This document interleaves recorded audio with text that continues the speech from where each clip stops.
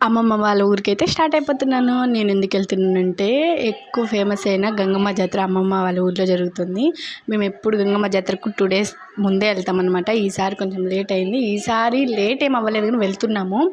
నేను ఒక్కదాన్ని ఎందుకు వెళ్తున్నానంటే అమ్మ వాళ్ళు కూడా వస్తారు. 1 day ఆగిన తర్వాత వస్తారనమాట. నేను ముందే వెళ్తున్నాను ఎందుకంటే అమ్మవారికి చీర పెట్టాలని వెళ్తున్నాను. ఇంకా చీర, బేడలు, బియ్యం అన్నీ తీసుకెళ్ళి అక్కడ ఇస్తామన్నమాట. చాలా మంచిది. అక్కడ ఊరంతా ఇస్తారు. ఇంకా అమ్మ కూడా అక్కడే పుట్టింది కాబట్టి అమ్మకు కూడా సెంటిమెంట్ అనమాట. మొక్కుబడి ఉందనేసి ఇస్తున్నాము. అవి మళ్ళీ మనకు చీర వెనక్కి ఇస్తారు. లేదంటే అమ్మవారికి ఇచ్చారంటే అమ్మవారికైనా ఇచ్చేయచ్చు.